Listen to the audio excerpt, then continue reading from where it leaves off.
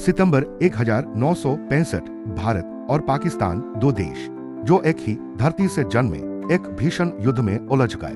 यह कहानी है 1965 के भारत पाक युद्ध की, एक ऐसा युद्ध जिसमें छल था, वीरता थी और बहुत से अनसुलझे सवाल थे। 1947 में भारत पाकिस्तान का विभाजन हुआ, लेकिन साथ ही एक ऐसा विवाद जन्मा कश्मीर जो आज भी सुलझा नहीं। 1947-48 में पहला युद्ध हुआ और संयुक्त राष्ट्र के हस्तक्षेप से संघर्ष विराम तो हुआ, पर शांति नहीं आई। 1965 में पाकिस्तान को लगा कि 1962 के भारत चीन युद्ध के बाद भारत कमजोर हो गया है। उसे लगा अब कश्मीर हथियाने का सही समय है। पाकिस्तान ने अगस्त 1965 में ऑपरेशन जिब्राल्टर शुरू किया। हजारों सैनिकों को कश्मीर में गुप्त रूप से भेजा गया ताकि वहां विद्रोह भड़काया जा सके, पर यह योजना बुरी तरह विफल हो गई। कश्मीरी जनता ने उनका समर्थन नहीं किया और भारतीय सेना ने तुरंत कार्रवाई की।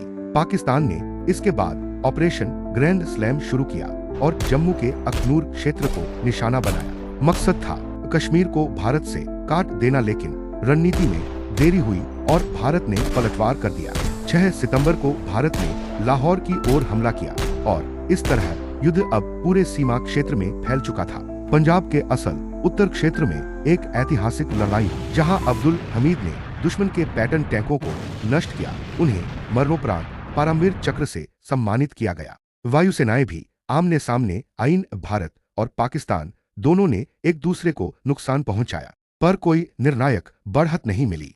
जैसे जैसे युद्ध तेज हुआ, अमेरिका और सोवियत संघ जैसे देशों ने दोनों को शांति की सलाह दी। 22 सितंबर को संयुक्त राष्ट्र के प्रस्ताव पर युद्ध विराम हुआ। दोनों ओर से हजारों सैनिक शहीद हो चुके थे। जनवरी 1966 में सोवियत संघ के मध्यस्थता में ताशकंद समझौता हुआ। प्रधानमंत्री लाल बहादुर शास्त्री और राष्ट्रपति अयूब खान के बीच 15 часов по ташкентскому времени одновременно распахиваются 3 двери, участники переговоров входят в зал и занимают места за круглым столом. Пакистана и премьер-министру Индии обращается председатель Совета министров СССР Алексей Николаевич Косыгин. Уважаемый господин президент, уважаемый господин премьер-министр, мы рады приветствовать в столице Узбекской Советской Социалистической Республики, в городе Ташкенте, господина Лала Бахадура Шастри и господина Мохаммеда Аюб-хана, выдающихся государственных деятелей. Президента Пакистана и премьер-министра Индии встретятся в Ташкенте, чтобы установить непосредственные контакты в целях улучшения отношений и ликвидации конфликта между Индией и Пакистаном. В своем выступлении премьер-министр Индии Лал Бахадур Шастри заявил: «Я с величайшим удовольствием от себя лично и от имени своей делегации выражаю нашу благодарность за гостеприимство, которое было нам оказано, и за внимание и заботу, которые были проявлены нам.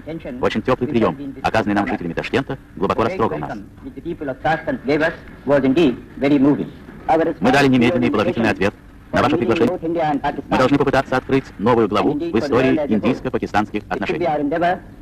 To try to open a new chapter in Indo-Pakistan relationship. My delegation and I were deeply moved. Моя делегация и я глубоко тронуты горячим и искренним приемом, который оказали нам жители этой исторической и прекрасной столицы Республики Узбекистан. С народом этого района у нас много общих традиций в области культуры и много воспоминаний о замечательном прошлом. Достопримечательно, что именно этот город был выбран местом данной исторической конференции, на которой, как мы надеемся, мы сможем найти новое направление для нашего будущего, основанного на взаимопонимании, доброй воле и сотрудничестве.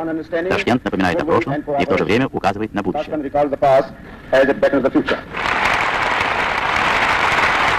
Двух стран начались. На вилле Турмен состоялись их первые встречи с глазу на глаз. От исхода этих встреч зависело будущее 600-миллионного населения полуострова Индостан. Переговоры были сложными и трудными. Тяжелое наследие, оставленное колонизаторами, долгие годы омрачало отношения между соседями. Он, Алексей Николаевич Косыгин, открывает заключительное заседание. Генеральный секретарь ташкентской встречи Земсков зачитывает текст Ташкентской декларации. В этом документе высказана твердая решимость восстановить нормальные и мирные отношения между Индией и Пакистаном и содействовать взаимопониманию и дружественным отношениям между их народами. В декларации подтверждается обязательство двух стран не прибегать к силе и решать свои споры мирными средствами. Наступает исторический момент. Президент Пакистана и премьер-министр Индии подписывают декларацию. लेकिन उसी रात प्रधानमंत्री शास्त्री का अचानक निधन हो गया। आज भी ये तो क्या भारत से बना हुआ है पाकिस्तान। दोनों देशों ने अपने अपने तरीके से जीत का दावा किया, लेकिन ज्यादातर सैन्य इतिहासकार मानते हैं भारत ने अपने क्षेत्र की रक्षा की और पाकिस्तान के मंसूबों को नाकाम किया।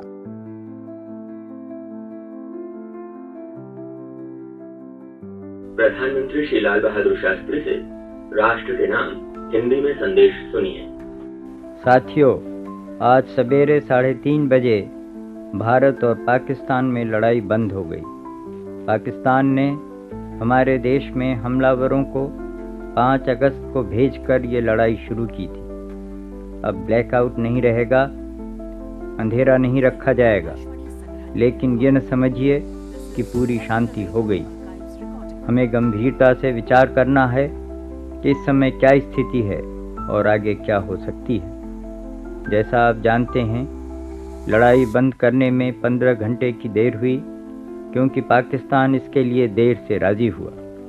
गो कि पाकिस्तान ने बहुत देर से जवाब दिया, फिर भी हमें खुशी है कि आखिर वो लड़ाई बंद कर देने को तैयार हो गया। इसमें कोई शक नहीं कि वे लड़ाई बंद करना चाहते थे। वास्तव में उनके लिए ये ज़रूरी था, मगर जैसे कि उनकी आदत है, वे आखिरी वक्त तक इनकार करने का दिखावा करना चाहते थे। सिक्योरिटी काउंसिल को ये बता देने के बाद भी कि उनको लड़ाई बंद करना मंजूर है, और लड़ाई बंद करने के थोड़े ही देर पहले हम जानते हैं कि पाकिस्तान ने कितना अनुचित और बेरहमी का काम किया। दिन दहाड़े अमृतसर की शहरी जनता पर बमबारी करना ऐसा काम है जिसकी कड़ी से कड़ी निंदा की जाएगी। उन्होंने जानबूझकर ये काम किया और लोगों के जान माल को गहरा नुकसान पहुंचाया। फिर खुद पाकिस्तान के प्रेसिडेंट की धमकी भी हमारे सामने है, और उनके विदेश मंत्री की तो है ही। इन दोनों ने आगे और भी भारी लड़ाई की बात की है।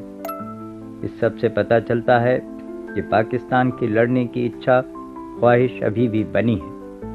हम तो चाहते हैं और हमारी सदा ख्वाहिश रही है कि भारत और पाकिस्तान के बीच शांति रहे, लेकिन हम असलियत की ओर से भी आंखें बंद नहीं कर सकते। मैं साफ कह देना चाहता हूँ कि अगर पाकिस्तान जम्मू और कश्मीर राज्य पर, जो भारत का अटूट हिस्सा है, या हमारे किसी और इलाके पर फिर से हमला करता है, तो हम उसका पूरी ताकत और मजबूती से मुकाबला करेंगे।